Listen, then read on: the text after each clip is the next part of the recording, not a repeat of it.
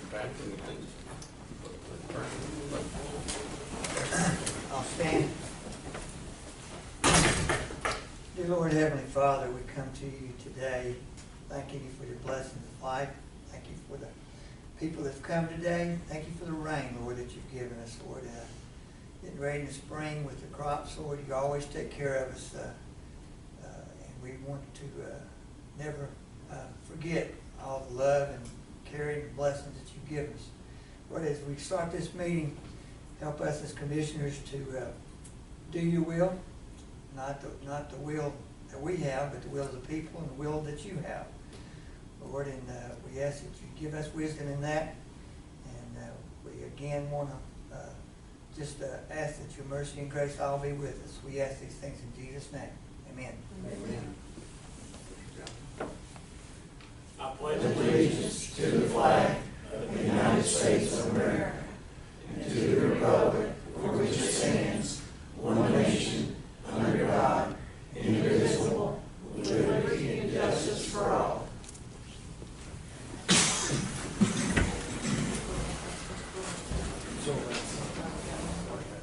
I want everybody to know we're going to remove item number 7 in new business. That will be removed from this meeting. We'll discuss that at a later date when it comes up. So, number 2, unfinished business. Approve the minutes of March 9th, regular board meeting. Commissioner Patterson, any errors or omissions? No, I've read the agenda and I'm fine with it, or the minutes, and I'm fine. Okay. Commissioner Johnson? I have no objections. Okay. I'll ask for a motion that we approve the minutes of the March 9th meeting. I make a motion. I'll second. All in favor?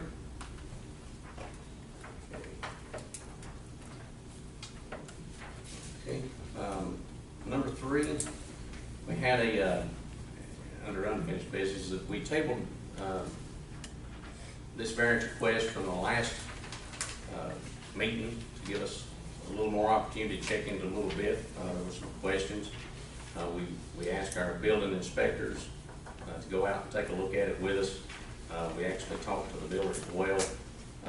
At this time, is there anybody here that opposes this variance request? Anybody here for it? Okay. Any discussion on this, Commissioner Johnson?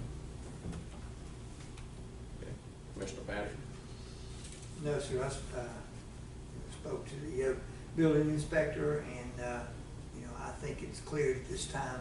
I think it will be fine. Okay. I will make a motion that we approve the variance request for Mr. and Ms. Sundry.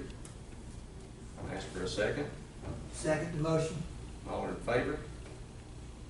Okay.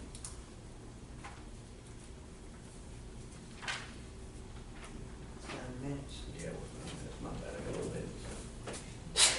Bless you.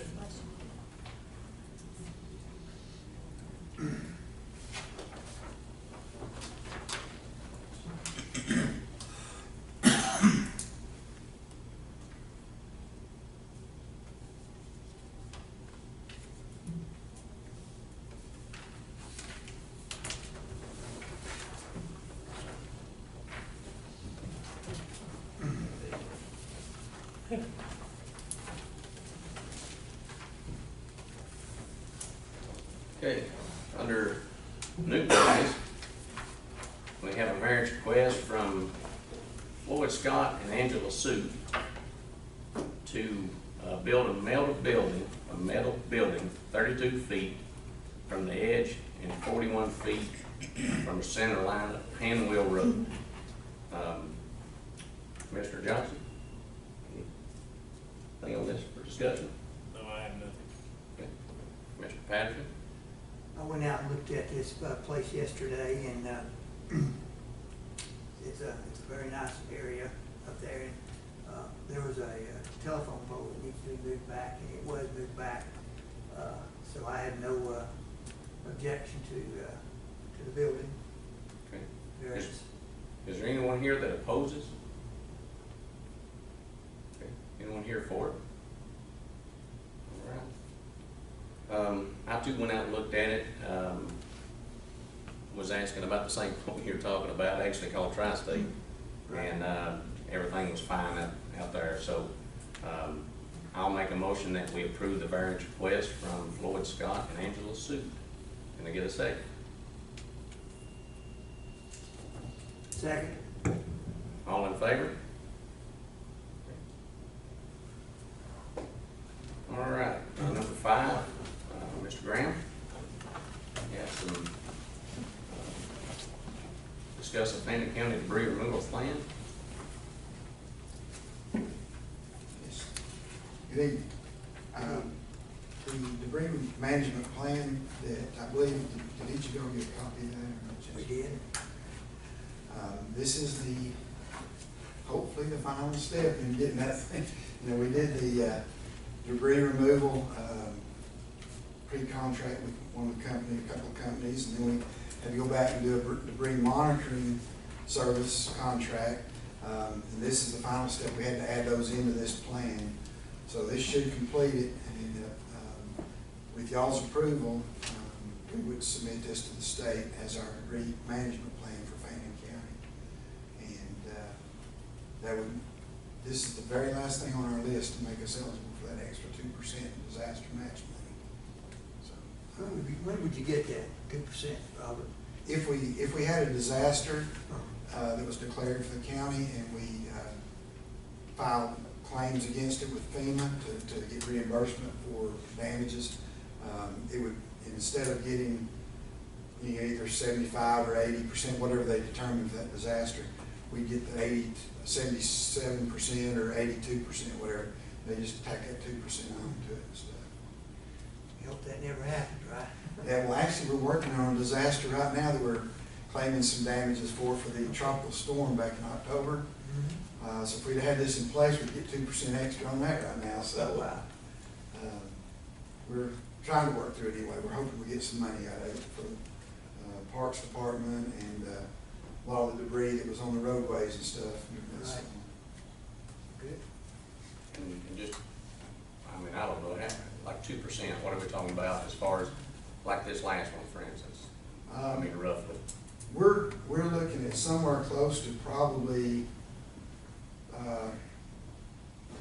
$300,000 to $400,000. I'm hoping we may not get that much, but we're hoping we get roughly about $300,000 or more out of it. So it would mean another, what would that be? 2% be another $6,000. It would be added in, you know, to what we're already getting. Good amount. Without costing us any extra money. This is our final step, huh? Final step, final. We thought we had it just about finished up after we got the debris removal companies pre-contracted, and then they came back and said, we gotta have a monitoring company to monitor them, so. But it's no cost to the county, correct? This debris management plan is no cost to the county. It's just a plan we developed and keep on file. If we ever have to use it, we can pull it out. And we can activate those contracts with those companies if we choose to. And that's where this plan would really, that extra 2% would really pay off then. If we have something severe enough to need an outside company to come in and help us and monitor it, we would certainly want to get reimbursed for every penny we could for that. Mr. Johnson? Yeah, much worse of a storm, this would have been real handy. Yeah, we were close to it with this last one. It just about got us. Did they figure in getting rid of all the paper that it's taken to finalize all this? I mean, because we've had, seriously, every time we've done this, we've had booklets. Yeah. As thicker and thicker. That's FEMA for you. They like to. I mean, it's they like to amazing, generate all paperwork. everything that goes into just getting rid of, You would not believe the hoops we've had to jump through on this disaster. I think Sherry's been on some of the conference calls and working with it. They like their documentation. yeah, I think it'd be good to move forward and get it in place, because it's gonna be short of trees if we don't. Yeah.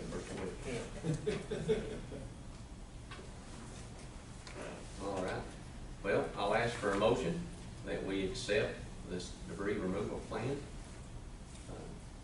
a second, or ask for the motion. I make a motion too. And I'll second the motion. All in favor? Okay. So that will go through. I'll put I'll get a signature page for local approval that will go right behind the cover page. Okay. For anybody to sign. All right. And you have something else? Yes. As y'all probably remember back last fall or earlier this year, we asked to put liquid springs under the truck that was still being manufactured, or it was our remount truck that was being remounted. We have received that truck, and it has made a world of difference in being able to load and unload stretchers and prevent back injuries and safety of patients and stuff too, in addition to making it a much better ride for the patient.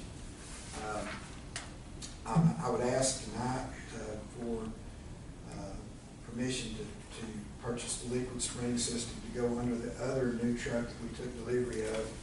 It did not have them under it. As I said earlier on the last one, we did not know at the time that the chassis was going to be that much different and it was going to sit that much higher. We had originally been ordering airbags under our trucks when we had the Fords, but when we went to Chevrolet, their chassis sat lower and we didn't have to have it to load the stretchers. But that's not the case anymore. They've redesigned their chassis, and it's a heavier duty chassis, but unfortunately it also makes it stand up quite a bit higher, and it's making it difficult for our employees to load the stretcher in. I have a price quote from the manufacturer, and I would recommend that we go back to the manufacturer that built the ambulance to have these put on so that we don't run into issues with warranty and stuff, because this truck is still under warranty.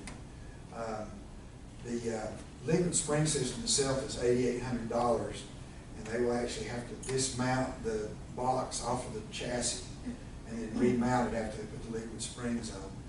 So they're going to charge $3,500 to do that, for a total of $12,300. When do you expect to get this thing back from them?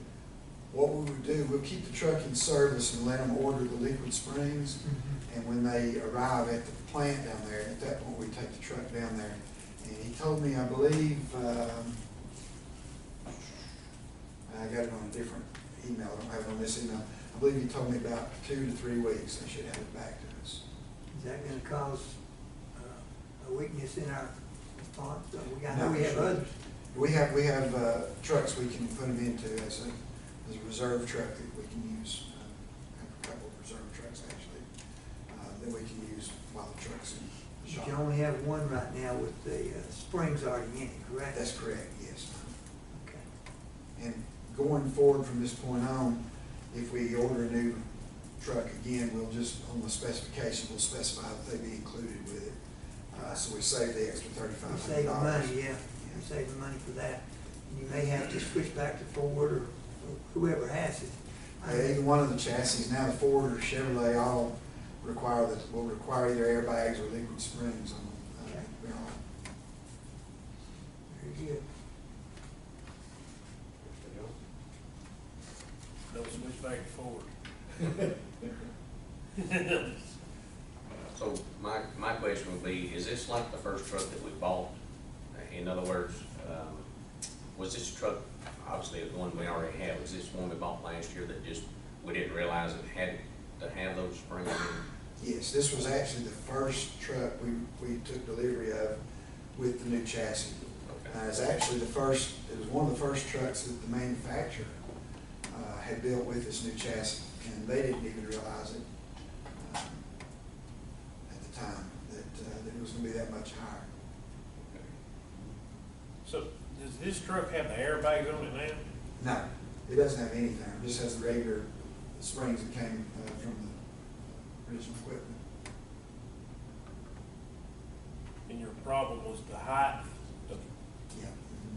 It's just sits up so high that we can't, the stretchers are really hard to get in there, especially if you're sitting on a hill, like a crest of a hill. You can actually jack the rear end of the truck up more, and it's really hard to put the front of the stretcher up in the box to get the ready loaded.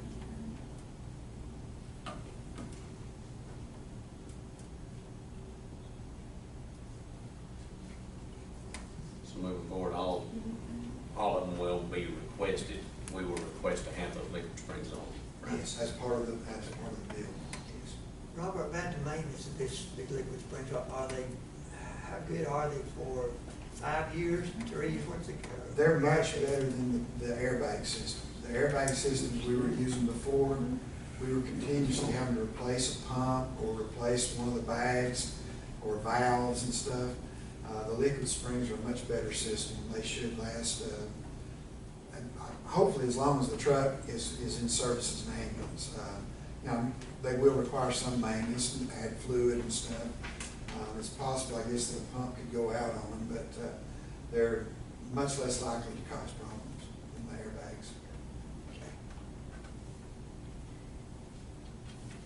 We can do our own maintenance with that, or we have to send it back off? If it's, well, we could add fluid to it and do routine maintenance and certain things, but if we had a major failure of the system, we probably would have to go back off.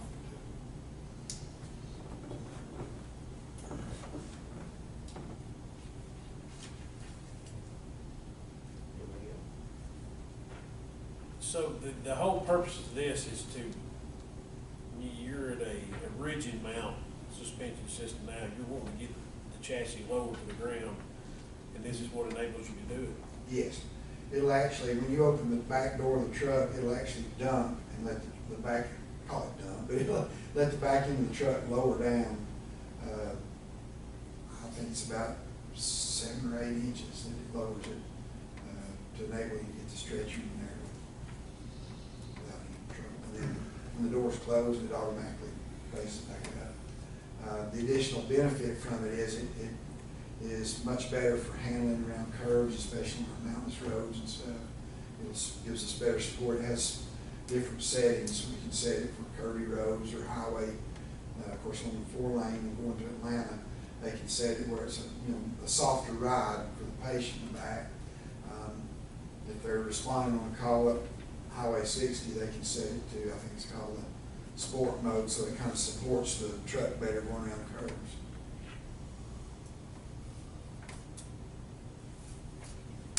And just because I don't know, how long have these liquid springs been on these ambulances? I mean, how long has it been tested? They've been available on ambulances for several years. I don't know exactly how long liquid springs have been out altogether. I hope they'll be able to. Wow, I mean, most trucks have airbags, but when they fail catastrophically. When they get a hole, it's just like popping a tire. It's a whole different system. I suppose it showed how it would be, if it'd been testing on ambulances in like rural areas like we have, just to see the longevity of them. They've been in use for several years on ambulances, but like I said, with the Chevrolets we had before, the older chassis, we didn't need them because the chassis sat lower to the ground, but they've been putting them on Fords for several years, and I don't know about Dodges. I'm not sure if they've been putting them on there. We had the airbags under our trucks when we had the Fords, and the reason we chose not to put anything under the Chevrolets is because the airbags did give so much trouble. I was continuously having to replace a bag or valve or pump or something on it.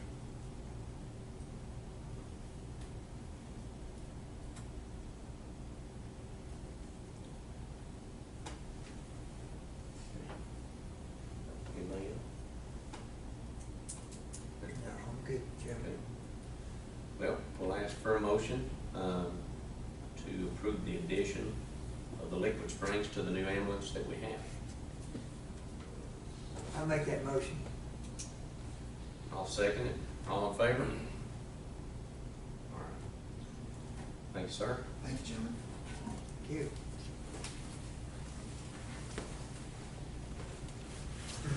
Number 6, Mr. Ratcliffe.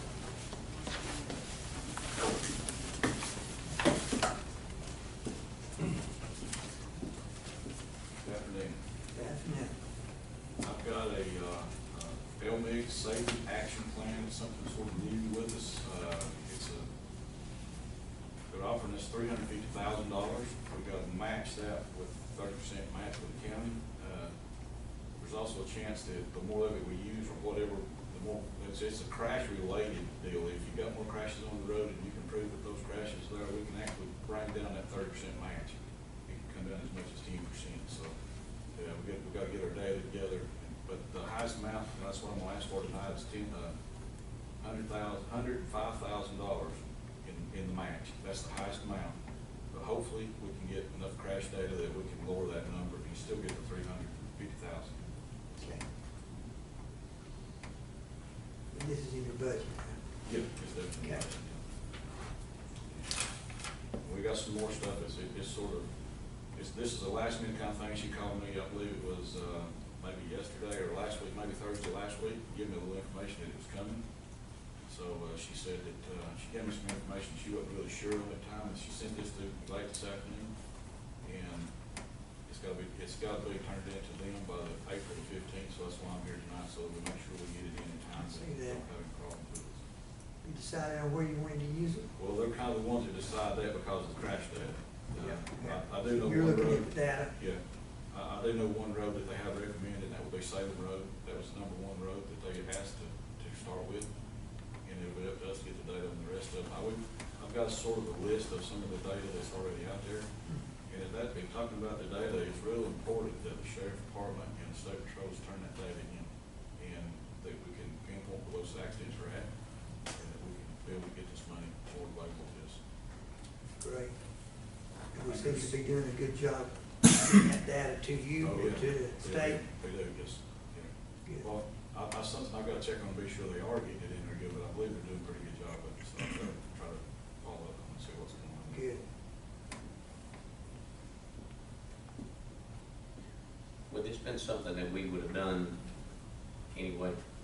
Pretty much, yeah, I mean, what this deal is, they specifically asking for some, safety improvements on that road, which would be striping. It could be the raised pavement markers like I was talking about before on. I'm not a big fan of those things because we knock them off, but yeah, it is safety, and, we can do the striping and plastic, get the good stuff down, so, yeah, we can do that. And they got a list of roads that, They're referring to that because of crash data, yeah, they're preferred. and correct me if I'm wrong, but does GSP do most of the wrecks? Like if we have a wreck, does GSP do most of that? So I would assume, obviously, that they turn it in. From, yes. Okay. Mr. John? I was trying to read,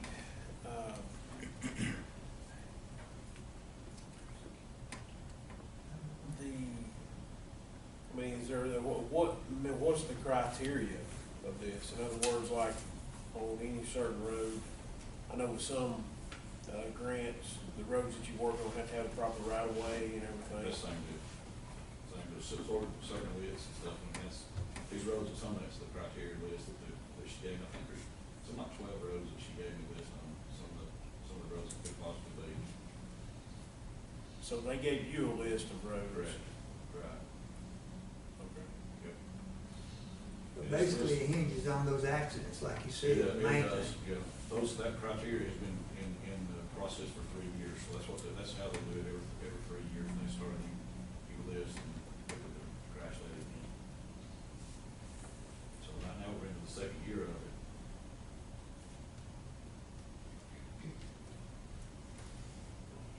And if they're giving you a list, they already have some sort of Exactly. information knowing that it's dangerous anyway, so. Exactly.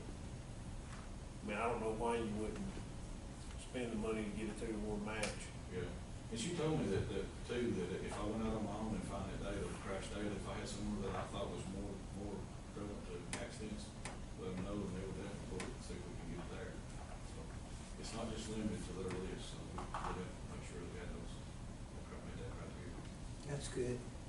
But we've only got a couple of weeks to make that happen. It's got to be there the 15th of April, she said there was no doubt, it had to be done. This, if you remember, we had the COVID thing in Washington where they spent that money, some of that's coming from there. It was sent to state, and they're dispersing, so. I think she's told me there's probably 2 more in the pipeline for other stuff coming. There's one, and I've got to watch it real close, one coming down the line, it might be a zero match, they just gonna pay us they'll contract it out, everything, so they'll have to test it. So, she said that may be forthcoming. Would they be along the same lines as what's happening here? Similar to that, yeah. Similar to that.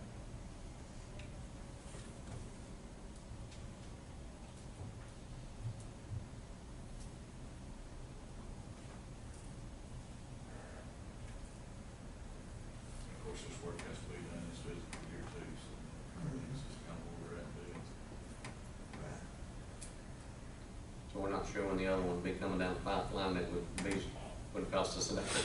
I wish I could tell you that. Just say it. Yeah, I know. But, you know, we do have 442 roads in the county, so we'll find something Yeah. good. And this is, this year, right? Yes, sir. 2021. Yes, it's So we'll get that done, started. Oh, I hope so. Yeah, I got a feeling if every county, according to this thing, every county's getting this option. And the way she told me this, there'll be some counties that will opt out of it, will not touch it, because, you know, they're making their financials stand. So, like she says, there may be more money available if we would be interested, so we just have to see where it all goes.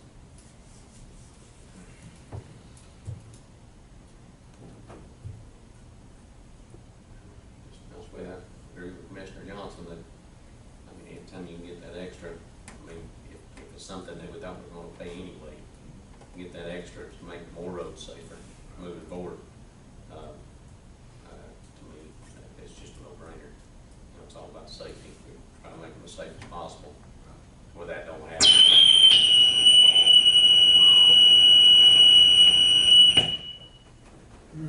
My fault.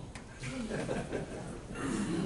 definitely my fault. And like I say, this, the 30%, that's the high-end number we're talking about. It might go down as things change, I don't know, but I'm gonna ask for the high end, and we can hopefully go down.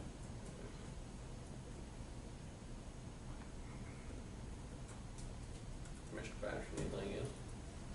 Free money from Georgia Department of Transportation. Can't beat it. Commissioner Johnson? Well, since this is my last meeting here tonight, Okay. you know, with this coming up and reading, you know, the shoulder widening and everything else, that's eligible for it, I would, and while you're here, you know, I think a good thing is all the roads that you have started overlaying, the ones that aren't wide enough and the ones that aren't adequate, to where in years past 10, 20 years, we just overlay roads.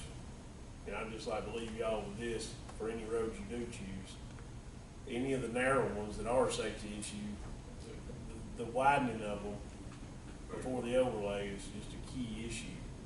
And I mean, I think some of that money can be used from this, Exactly. correct? Yeah, exactly. And that's something I would advise everyone in the future to not stop doing, instead of just overlaying roads that are existing. If they're not wide enough, get them wide enough, then overlay them. It costs a little bit more money, but, you know, our roads over the years, every time you overlay a road, it gets narrower, Right. because it just got the falling effect on the The edge. soft shoulders. Down at the bottom here, it says signing and marking, raising pavement markers, minor shoulder widening may be considered if SACS validates there is room for it. Right. So, So Well, Salem that Road's a could- prime example. right, Yeah.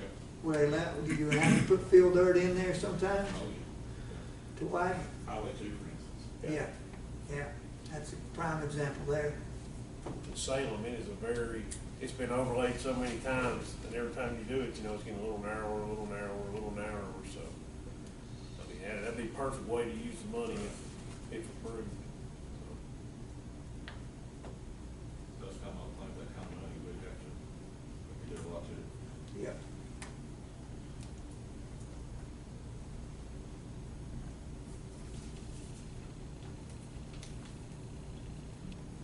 That's good advice.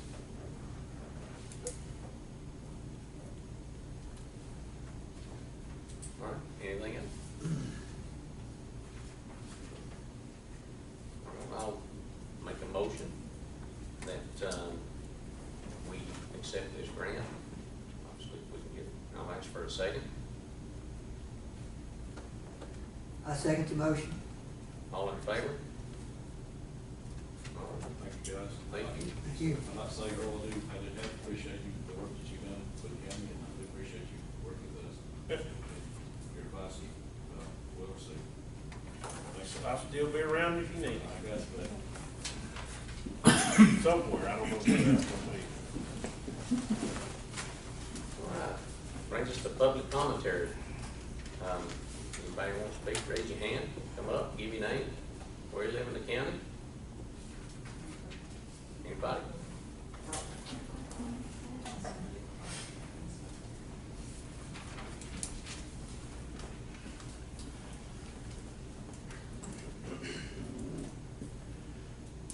Brian Pritchard, Chairman Hensley, Commissioner, what's your name again? Johnson, Commissioner Patterson. I appreciate all three of you. I'm just really proud to be able to come up here for the first time as a resident of Fannin County. Never done that before. Right, last administration. Do I have to tell where I live? I don't care. I live out Route 2, but anyhow. I have not been to any of the meetings with the new administration here. First time. This may be something you've updated the citizens on where things stand. I just heard that this is the last meeting you will be attending tonight. Is that correct? Yeah. Okay. Has Commissioner-elect Searcy been sworn in? He's not. Is there an update on the vacancy? I don't remember if you said 90 days or to the end of March or something when you agreed to come on. And I want to tell you how much I appreciate you as a citizen, because we all been praying for Johnny and wishing him well and wanting him to recover and get healthy again. We all have as citizens of the county, wanting him to be able to serve. And I want to tell you how much I appreciate you stepping in and doing what you're doing, to be a part of this commission. But is there an update on now what happens, knowing when he will be sworn in? Will he be able to serve the next meeting, or where you're going forward with that? We're the hopes that he'll be able to serve the next meeting. And honestly, I don't have any information any more than probably what you know. I haven't. Okay. I don't have any, so. All right, well. The last I heard, he wanted to be sworn in as soon as he had good weather. I think I'm for he sure was to be he's sworn in yeah. on the steps.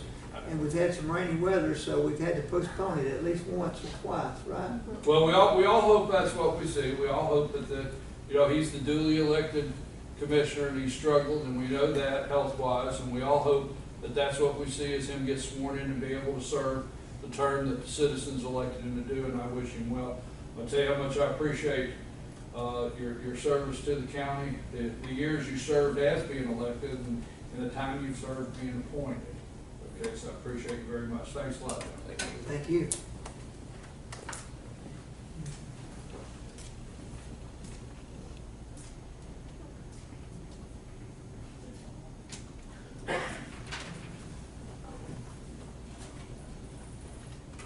Good evening. Good evening. Donna Thompson. I live here in Blue Ridge. We've been attending, several of us here have been attending the city meetings, most recently because of some development going on over there. But I had a question from a discussion that came up. One of the council members is in the, I guess that you would refer to it as like the discovery stages of looking at having, doing a swimming pool and a community center. And I was curious, and some other people that I've spoken with, as to what the involvement with the county is with that. I know this isn't a question and answer period, but I'll just throw it out there. The city states that they've discussed this with the county and the school board. I haven't contacted anybody at the school board yet, but they mentioned that you were supportive of the idea of having they called it a pool and community center facility at the farmers market location.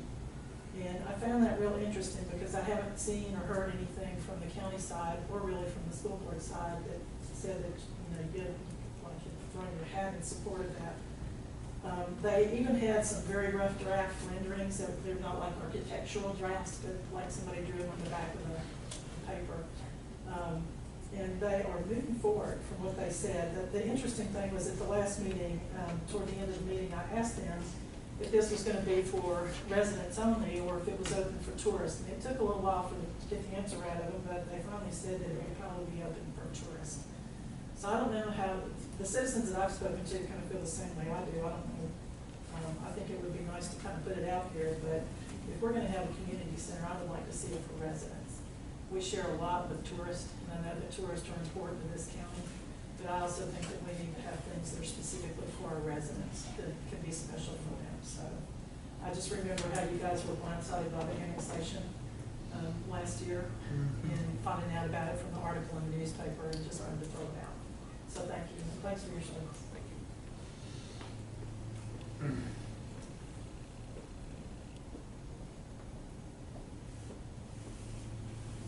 Well, I know this is not a question and answer, and I'm just gonna say this. And it is what it is. There's that say. There has been no, myself, I have not committed to anything with the city of Blue Ridge regarding the aquatic center, I believe is what it's called. There was somewhat of a presentation made, and it was left as I would need to see some numbers before we even look into anything. I have not been shown anything other than that. And I will say this, I know at the last, and I read it and I probably shouldn't be saying this, but I'm gonna say it anyway. I know at the last city council meeting, there were some other things that said that, hey, we're jumping right into it with them. I can honestly say that I haven't. And I can't speak for the other two commissioners, but I feel that they're on the same page as I am when it comes to that. We would have to see some kind of numbers, and even moving forward, you know, like additional costs, you know, what's going to take. There's just so much, there's so many unanswered questions that the questions haven't been answered or haven't been asked.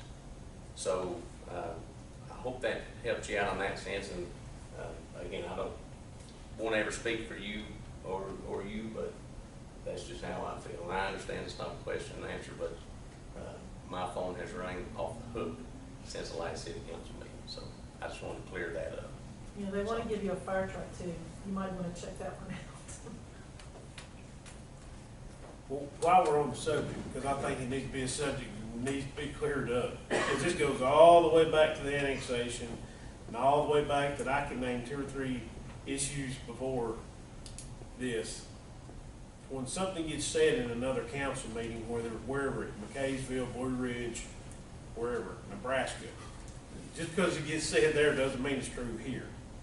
Okay? If the city was going to propose something, I think the most reasonable thing for them to do would be come and propose it here. Okay, because that's where all these problems are coming in. Say if they do talk to either individuals or whatever, it doesn't matter what they say individually to any of us. That doesn't matter.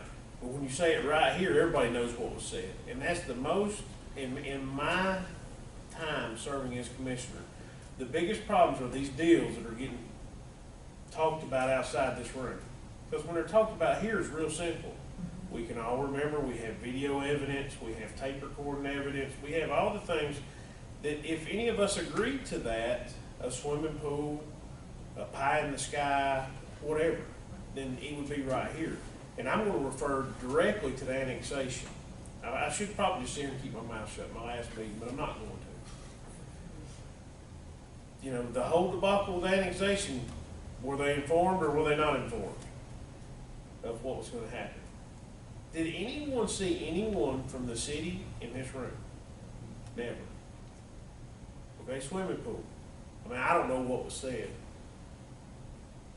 I wasn't there. I've been informed of what was said, so I'm going to take 50% of that's true.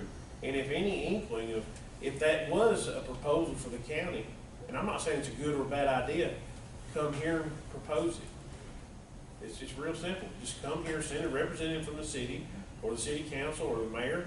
Come here and do it. Stop doing it everywhere but here, because it doesn't matter if it doesn't happen right here. And I hope the two of you agree with what I'm saying. I agree. Because it starts a rumor here, rumor there, and honestly, we should all be working in unison. Right. with the city of Blue Ridge, the city of McCaysville. I mean, but we had another instance such as fire hydrants. I mean, with our,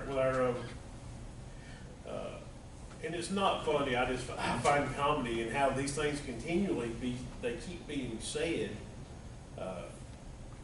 but no one ever knows about it, because it's not done the right way. It's not done in the meetings, which is right here, in front of all of you, in front of every county.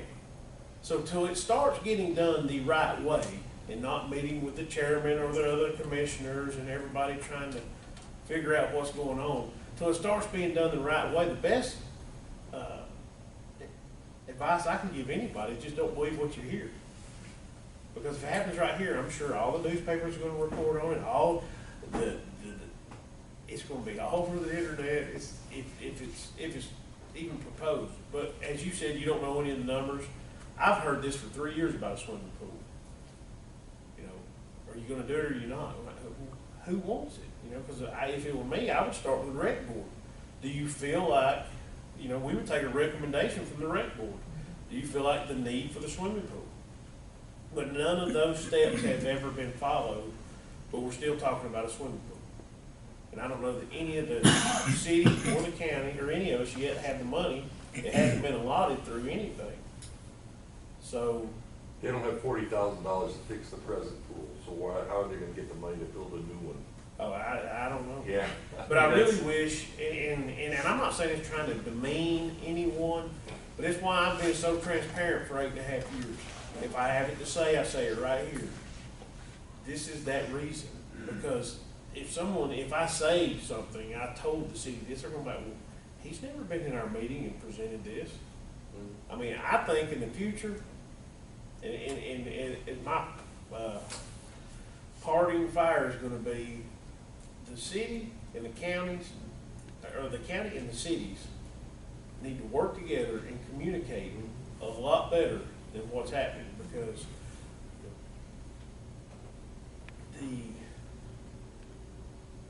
the annexation was a complete, I don't know what happened there. I mean, that was I don't know what happened there. But it sounds to me like the swimming pool, that whoever's talking about it is going right down that same road. I'm not saying it's a good or bad idea, but if we're gonna start talking about it, this board of commissioners and the city council or the mayor or whoever, they need to sit in the same room and talk about it. It's kind of like the one meeting we had with the library. That happened one time, and it hasn't happened again. But if we're gonna get serious about the library's needs and what the county can afford to pay, we're gonna have to have more of those meetings with everybody in one room, rather than everybody talking about it outside of here. That's what's gonna have to happen, because it doesn't matter if it doesn't happen here. Because I might change my mind. I might like macaroni today, I might like spinach tomorrow. You know, and if I decide to change my mind, if I do it in here, you can hold me accountable. But if I do it at lunch or in someone's office somewhere else, you can't prove it. So my advice would be, don't believe anything that you don't hear in the meetings. And if someone says something happened or it was said and you don't remember it in that meeting, whether it be here or the cities, just don't believe it. That's my only advice, because this has happened many times, and I think there needs to start being a more open dialogue between the Board of Commissioners and all the cities in the county. And I think if we start doing that, we'll stop having all these rumors that are going around. Because I've had concerned county citizens, exactly what you said about the tourists and the residents. They're like, why would I want a pool? And I'm like, what are you talking about? Well, and it all stems from exactly what you heard. And once it comes to this meeting, every county resident will know about it, because it'll be out in all the media. But it hasn't happened yet. I'm glad you take the time to clarify it, because it's something that needs to be clarified. And I hope, Mr. Patterson, you feel the same way about, if it doesn't happen here, it really didn't happen. Right. But I hope it gets better in the future. That's my 10 cents worth anyway. That's all. Amen. We've tried to get them, I know that Ms. Doherty and Ms. Holcomb and I have all asked the city council to try to, if they would move their meetings to another comp slot, at least with Blue Ridge being the largest city, that, you know, people who want to attend both can. And they recently put through a draft meeting policy that is still on hold, but they were gonna move their meeting to 6 p.m. on the second Tuesday. It's like, you know, but that's perfect. And it's funny because both the mayor and council members stepped right in front of us, and said, you know, there are times that we wanna go, you know, sit in or go and speak at a county meeting. Well, how can they do that? Because they're having their own. So, I mean, I've watched your videos, so I knew that nothing had been discussed here, and just felt it was worth bringing up. So thank you for your perspective. Well, since my fellow commissioners have spoken about how they feel about it, I'll just quickly say that I have not given support formally or informally about the aquatic center. Haven't heard that much more than just preliminary hearsay. And we, at this time, you know, like I say, we, just what the gentleman said, we don't know that much about it, and there's a lot of work got to be done before we even think in those lines, okay? But I've not been formally approached, and have not voiced any support for the aquatic center at this time. That's all I've got to say about that. Anybody else? Yes, ma'am.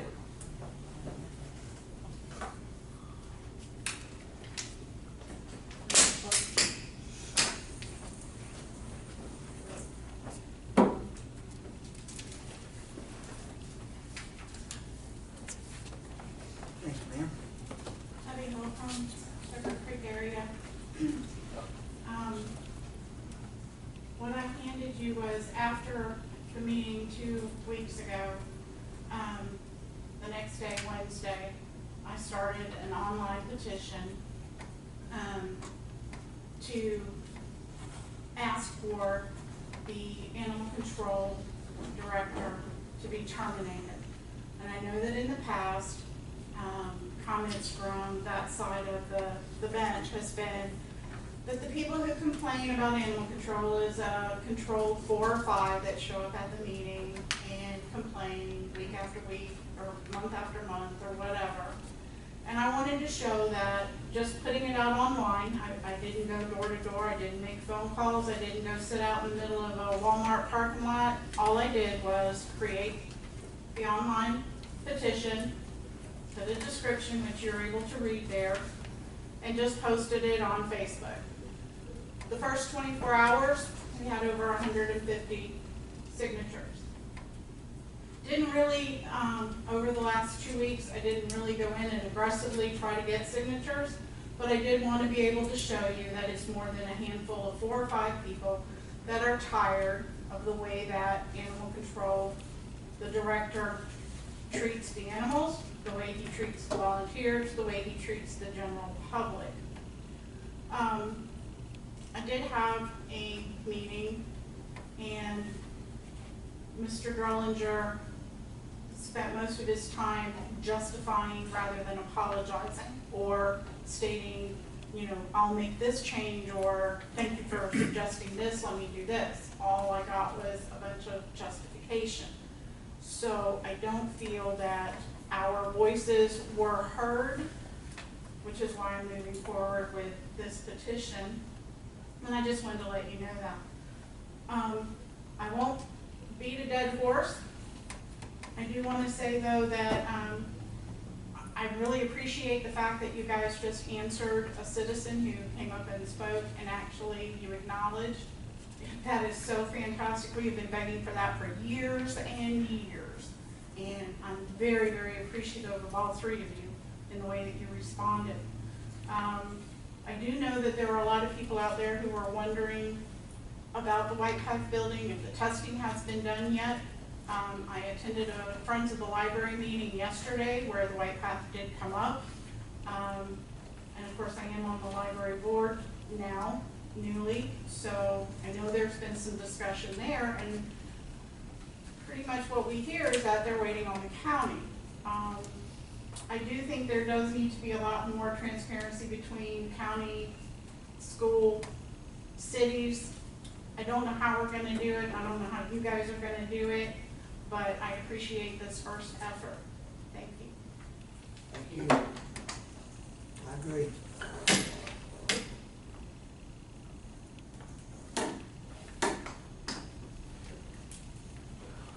Anyone else?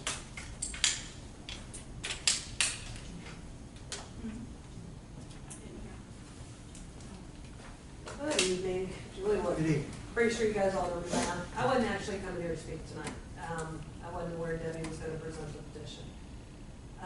I hope you listen to it, and even on the petition, a lot of the comments are kind of not just from county citizens, it's people that actually are second homeowners here that have had issues in the last 2 weeks since I had a meeting, because I was in on the meeting with Debbie, with John Drollinger present.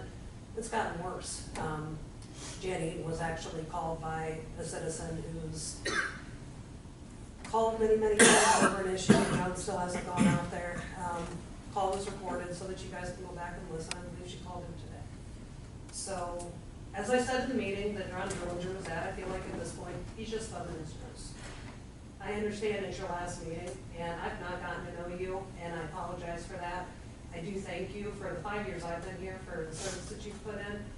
And I know you're probably at your last meeting not gonna want to go out with a vote, but I'm begging you to, because the citizens of this have shown that we kind of need a change, and we need somebody in that's qualified. That's the big thing, somebody that cares about the dogs, cares about the citizens, works with the citizens, actually listens and tries to be better. So I just beg you guys to listen to what the people are saying, and that's all I wanted to say on that. So thank you. Thank you. Thank you.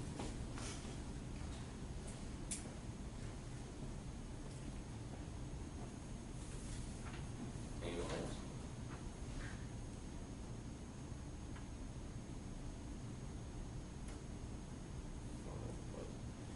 We'll close public commentary.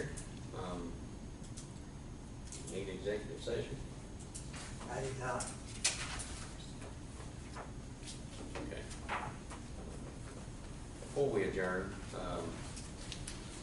first of all, I want to thank each and every one of you for coming out this evening, and it does mean a lot to us, believe it or not, to hear what the county has to say.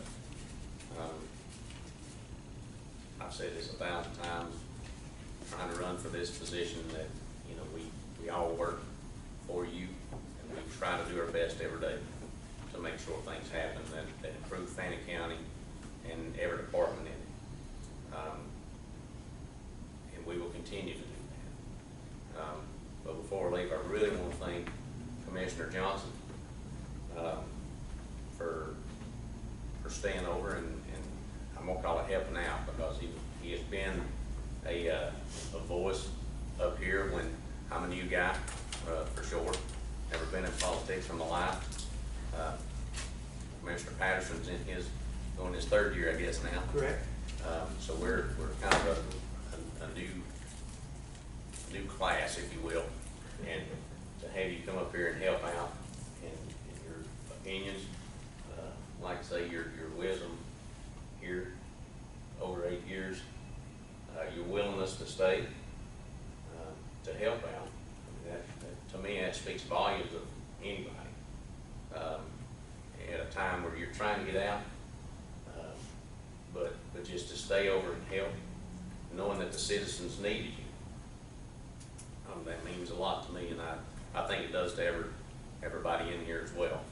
I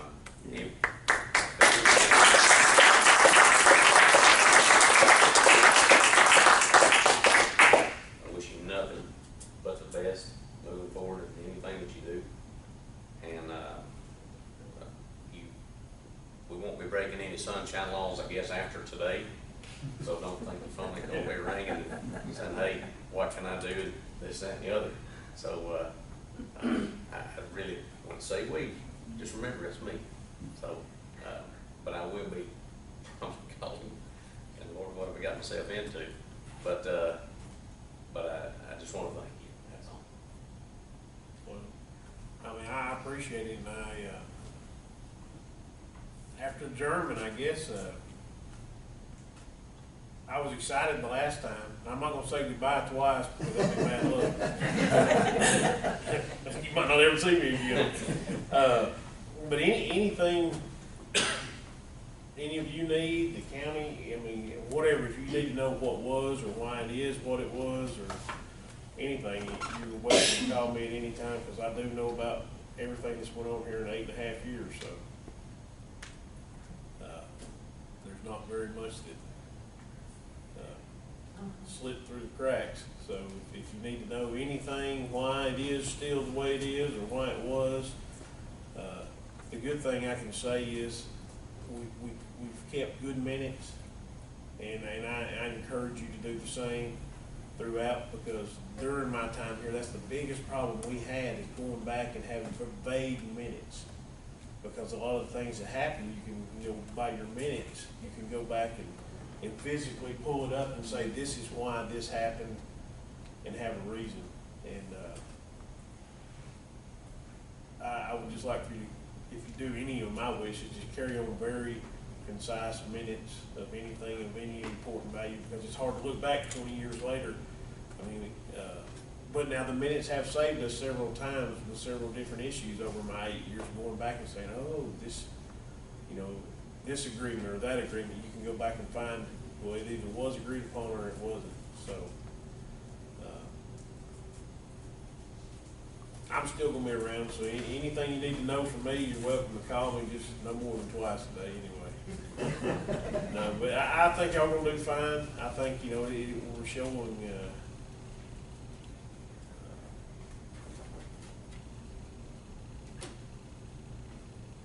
improvement, with just being open about things, whatever it is. There's really nothing to hide in local government, and it kind of squelches people's thoughts.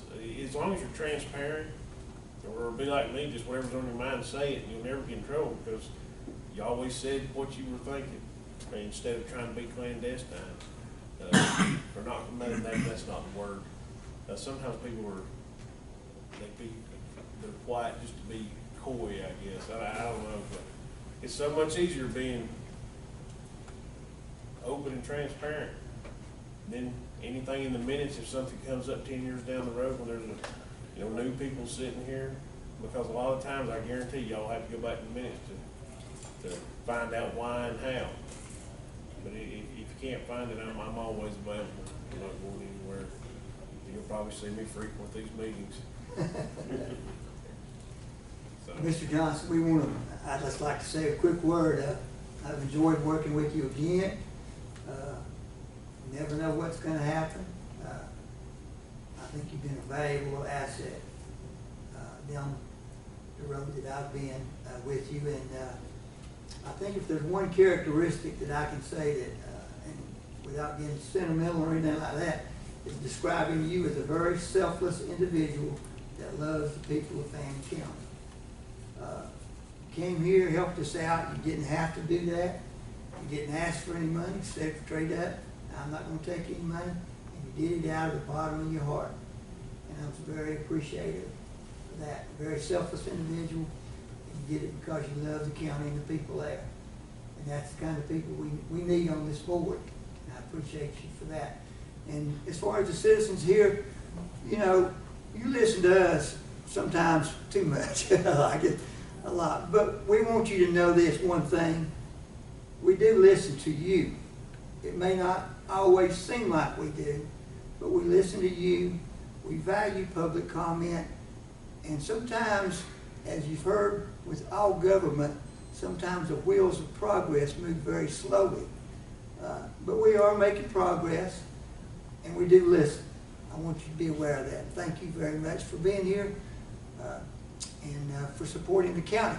Not us, but the county. Because y'all are a very important part of it. Thank you. Well, that being said, I will ask for a motion to adjourn. I'll make it. I second that motion. Okay.